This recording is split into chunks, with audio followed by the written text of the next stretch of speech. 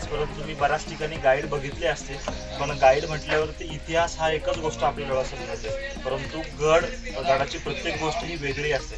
आज मी तुम्हाला गड वाचायचा कसा किंवा गड समजून घ्यायचा कसा, तिथला इतिहासच नव्हे तर गडाचा भूगोल काय आहे हे कसं समजून घ्यायचं हे सांगण्याचं मी तुम्हाला आज पुढचे जे काही 2-3 तास असणार आहेत ते मी तुम्हाला प्रयत्न करायचो.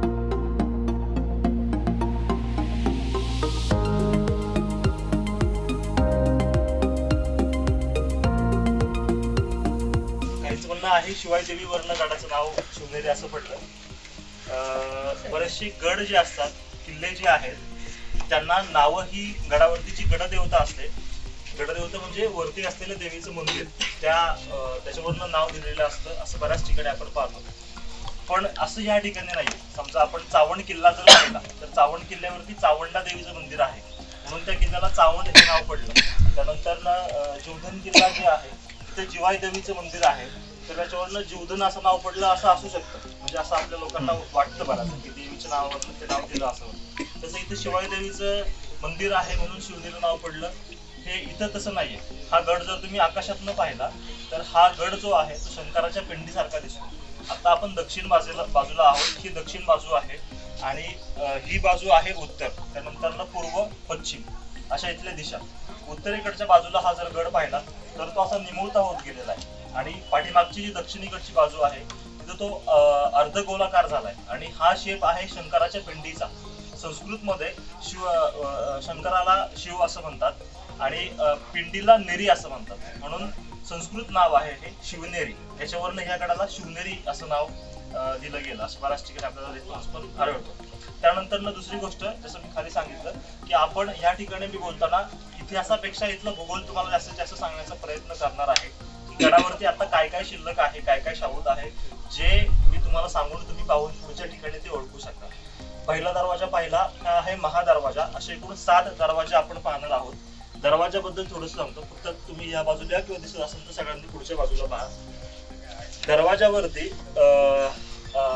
हा दगडाचा पोर्शन आणि मध्ये लाकडाचा दरवाजा. त्या दरवाजावरती असे टोकदार खिळे ठेवलेले किंवा लावलेले आहेत.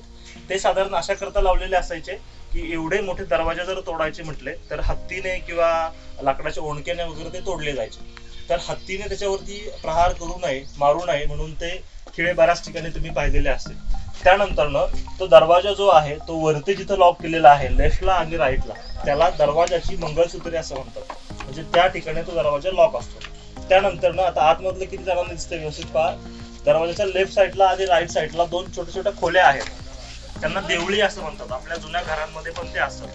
दरवाजा जर म्हटलं किंवा तटबंदी जर म्हटलं तर तिथं सैनिक असतात आणि सैनिक जर 2 लोक या ठिकाणी असतील तर जो एक कोणी पहारा देत असेल तो समजा डे शिफ्ट मध्ये असेल तर जो नाईट वाला असेल किंवा दुसरा कोणी असेल तर त्याला विश्रांतीसाठी म्हणून ती जागा असायची देवळ्या. आणि असे कोणी बाहेरनं पाहुणे वगैरे आले किंवा गडावरती सारखा राबता चालू असायचा तर थोड्या वेळ विश्रांतीसाठी म्हणून ती एक जागा असायची. त्यानंतर आतमधल्या बाजूला दरवाजा जेव्हा आपण लॉक करतो तेव्हा आपल्या घराला काय सिस्टीम असते, आता मॉडर्न कीज असतात आपल्याकडं, कार्डने वगैरे लॉक होतात, पण सिंपल पद्धत ती कडीने लॉक होते, आपण कडी लावतो. तसं इथे नाही. हा दरवाजा संपूर्णपणे लावून घ्यायचा. त्यानंतर तो दरवाजा ते हे दरवाजा, हा दरवाजा असं एक आडवं लाकूड त्याच्यामध्ये टाकलं जायचं, त्याला अडसूळ असं म्हणतात. तर त्याचे पण होल 2 आतल्या बाजूला आहेत. वरती जो दगडाचा पोर्शन आहे त्याच्यामध्ये तो दरवाजा लॉक केलाय. थोडासा हा दरवाजा थोडासा पुढे करा म्हणजे मला अडसूळ दाखवता येईल. त्या ठिकाणी जो होल आहे त्यातनं तो अडसूळ असा आडवा टाकला जायचा, म्हणजे दोन्ही दरवाजे लावून घ्यायचे आणि ते टाकलं की दरवाजा लॉक होऊन जाईल. त्यानंतर इथे ज्या भागामध्ये पाऊस प्रचंड असतो, लावून घ्या दरवाजा, ज्या भागामध्ये पाऊस प्रचंड असतो, अगदी पूर्वी 8-8, 10-10 दिवस पाऊस इथला उघडत नसायचा. अजून पण जर पाऊस कंटिन्यू राहिला तर 2-3 दिवस पाऊस उघडत नाही.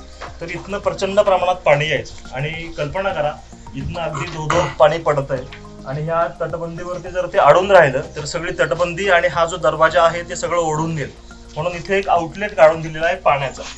आता व्यवस्थित पुढे येऊन पहा, इथनं एक आउटलेट काढून दिलाय. त्याच्या पलीकडच्या बाजूला एक इंचा होल आहे. इथनं जे सगळं गोळा होणारं पाणी असतं त्याच्यामध्ये गोळा होऊन ह्या दरवाजातनं ह्या आउटलेट मधनं बाहेर काढून दिलेलं दिसतं इथं.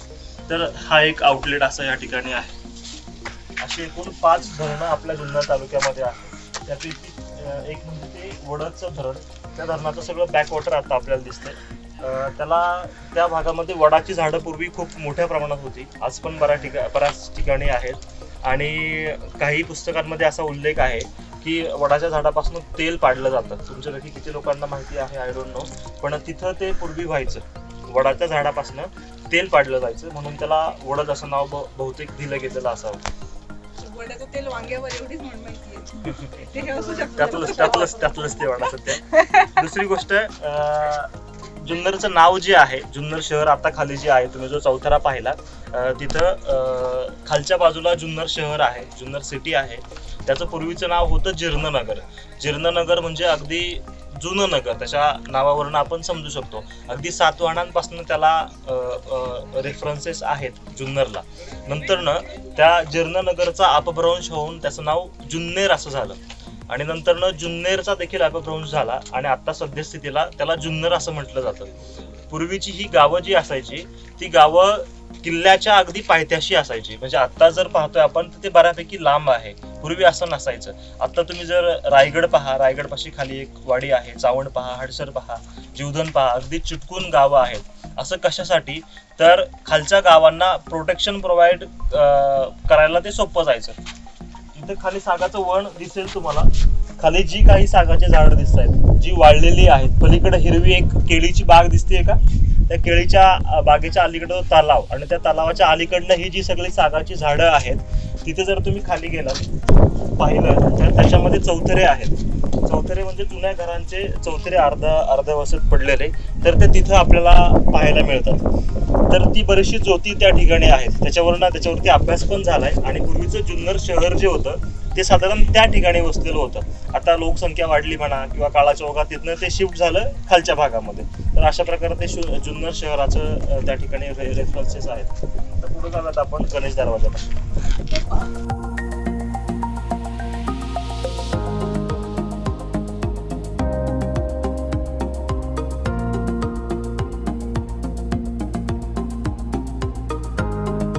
दुसरा दरवाजा. असे एकूण 7 दरवाजे किल्ल्यावरती आहेत. 7 दरवाजे कशासाठी ते नंतर थोडं पुढे गेल्यानंतर मी एक्सप्लेन करतो कशासाठी ते बनवले असेल. त्यापैकी हा दुसरा दरवाजा. दरवाजावरती विशेष वेगळं काय दिसतंय का तुम्हाला? आज आपल्या प्रत्येकाच्या घरावरती नेमप्लेट असते. म्हणजे समजा एखादं कुरिअर आलं, पोस्टाला एखादं पत्र आलं, कसली डिलिव्हरी जर आली तर ती आपल्या घरावरती व्यवस्थित यावी. आपल्या घरावरती नंबर आणि नाव असतं. तसं याच्यावरती आहे, हा घराचा नंबर आणि नाव आहे असं आपण म्हणू शकतो, किंवा ही ह्या दरवाजाची नेमप्लेट आहे असं आपण म्हणू शकतो. आपण नेमप्लेट का लावतो, तर माझं नाव ओंकार, माझं घर हे ओंकारचं घर आहे हे ओळखावं. तसं हे बांधलंय कोणी हे ओळखावं, म्हणून त्याच्यावरती एक नेमप्लेट सारखा प्रकार आहे असं आपण म्हणू शकतो. शत्रूला जास्तीत जास्त आपण त्रास कसा देऊ शकतो, त्याला नामोहरण कसं लवकर करू शकतो, तर ह्या टेक्निक्स गनिमी काळामध्ये वापरल्या जातात. त्यातले जे वरती 2 होल दिसत आहेत त्याला जंगे असं म्हणतात. त्याच्या पाठीमागं एक माणूस आरामात बसू शकतो, एवढी जागा आहे. गुडघ्यावरती एक माणूस बसू शकतो.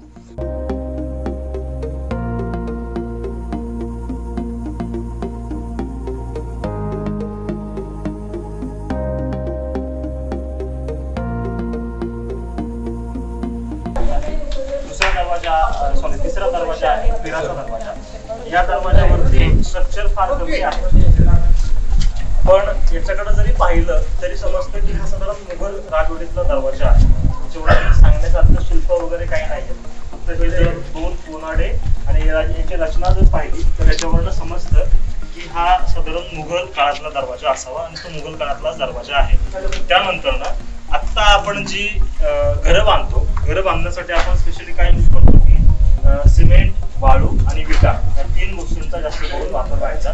पण मोठे मोठे किल्ले जे बांधले त्यापैकी यातल्या एकाही गोष्टीचा वापर होत नसायचा. तरी देखील आज कित्येक वर्ष झाली ते किल्ले बऱ्यापैकी चांगल्या अवस्थेत आहेत. त्याच्या बांधकामामध्ये दगड हा मूळचाच असायचा. म्हणजे पाण्याच्या टाक्या ज्या खोदल्या जायच्या त्या टाक्यांमधनं जो दगड निघायचा त्याच दगडाचा उपयोग बांधकामासाठी केला जायचा. तो दगड घडवून आणि त्यानंतर त्याच्यामध्ये चुना टाकला जायचा. तर चुनाचा घाणा आहे साधारण हा आत्ताचा नवीन घाणा आहे. नवीन म्हणजे त्याला थोडा आपण मॉडर्न होतो.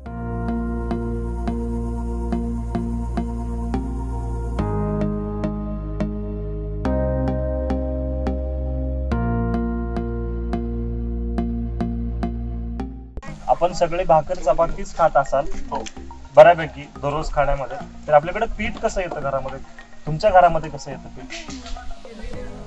गिरणीमध्ये येतं. आणि आता पूर्वी हेच पीठ जे आहे ते जात्याच्या मदतीने दळलं जायचं. ते साधारण अशा प्रकारचं जातं असतं, एवढं मोठं नसतं. घरातलं जातं खूप लहान असतं. तुमच्यापैकी जर कोणी पाहिलं असेल तर तुम्हाला अंदाज असेल की ते खूप खूप लहान जातं असतं. आणि एवढं जातं जर आपण आपल्या घरातल्या आईला दिलं किंवा आजीला दिलं तर तिच्या अख्खा दिवस निघून जाईल किलोभर पिठासाठी. तर स्पेशली हे जातं जे आहे ते जातं पीठ दळण्यासाठीच आहे, पण हे अशा छोट्या कामांसाठी नाही. समजा एवढा मोठा गड आहे तर गडावरती 1000पेक्षा जास्तच लोक असतात राबता द्यायला किंवा पहारा करायला. तर 1000 लोकांना डेली कमीत कमी एका वेळेला तो माणूस कमीत कमी 2 भाकरी तर खात असेल, एक दीड भाकरी तर खात असेल. म्हणजे 2000 भाकरी रोजच्या बनवायच्या. ते छोट्या जात्यावरती खूप दमछाकीचं काम येते. 1000 लोकांचं पीठ दळायचं म्हणजे 50-100 किलो पीठ दळावं लागेल. किंवा समजा युद्धाची परिस्थिती आहे, युद्धाच्या परिस्थितीमध्ये असं व्हायचं की अगदी महिना 2-2, 3-3 महिने, वर्ष युद्ध चालायचं. आणि ज्यावेळेस जास्त सैनिक दमलेले असतील ऑब्व्हियसली त्यावेळेस ते जास्तच खाणार, 2 भाकरी जास्तच खाणार. त्यावेळेस अशा प्रकारच्या जात्यांच्या मदतीने पीठ दळलं जायचं. हे जातं थोडं वेगळं आहे. त्याला ह्या बाजूने होल आहे आणि वरतून पण होल आहे. जनरली काय होतं की वरच्या होलामध्ये खुंटी ठोकली जाते आणि ती असं हाताने फिरवलं जातं, परंतु याला साईडने खुंटी ठोकली जाते आणि त्याला रशी बांधून जनावरांच्या मदतीने देखील आपण फिरू शकतो किंवा सैनिकांच्या मदतीने देखील ते असे 4-5 जण ओढून ते फिरू शकतो. म्हणजे कमी वेळामध्ये जास्तीत जास्त आपलं पीठ दळलं जातं. तर त्यासाठी बऱ्यापैकी ह्या जात्याचा वापर व्हायचा. आणि दुसरी गोष्ट, चुन्याचा घाणा जो मी तुम्हाला दाखवला त्याच्यामध्ये जी जातं आता होतं, जे राऊंड जो तक्रार होता, साधारण त्यासाठी देखील अशा प्रकारच्या जात्यांचा उपयोग किंवा राऊंडचा उपयोग अशा प्रकारचा व्हायचा.